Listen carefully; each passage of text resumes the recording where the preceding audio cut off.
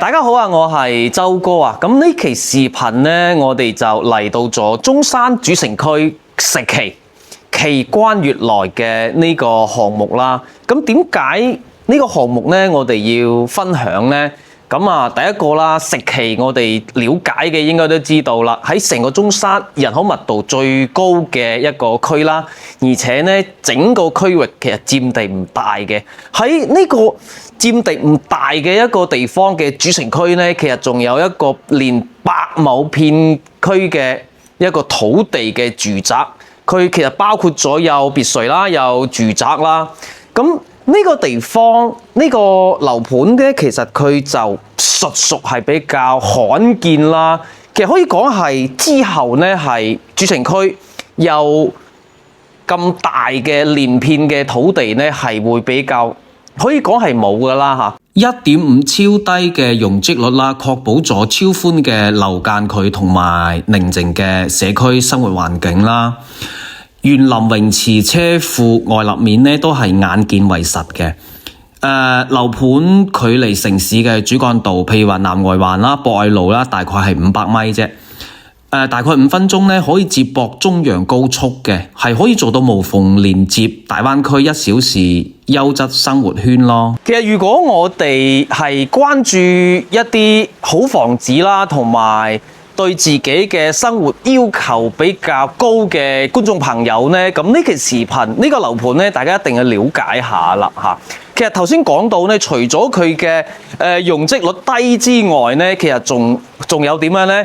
成個樓盤佢係打造咗成48000平方嘅皇家園林嘅，就分為5大嘅公園啦。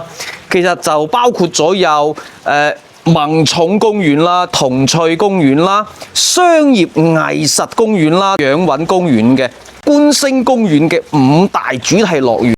呢個開發商呢，除咗5大公園以外嚇，呢個盤仲重金移植咗百年嘅黃花梨等名木啦，打造咗歸家嘅儀式感啊！通過低密度嘅規劃啦，同埋豪宅產品嘅門檻啦，其實佢係實現咗客戶嘅自然篩選嘅。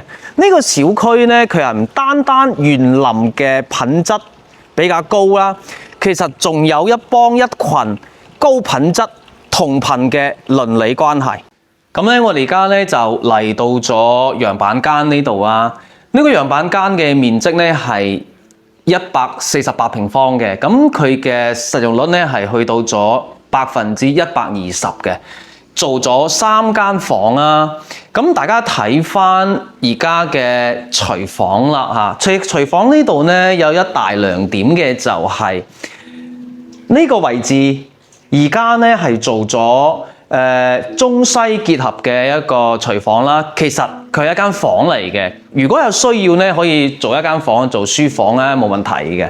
咁我哋而家出翻嚟睇翻成個廳嘅闊度啊，其實大家有冇感覺到咧有啲豪宅嘅一啲感覺喺度啦？嗱，睇翻呢度呢個位置係真正意義上嘅推出嚟，就唔係嗰啲傳統嗰啲做一個陽台啊咁樣。大家睇翻係完全唔一樣嘅嚇。嗱，再睇翻呢個位置，其實係咁嘅設計呢，我認為就係有唔同嘅一個感覺啦。交樓標準嘅最高嘅層高呢，係去到咗3.3米啊。咁呢期視頻呢，我哋就分享到呢度啦。咁如果需要了解詳細嘅樓盤資料呢，喺後台私信我，阿周帶你睇好房。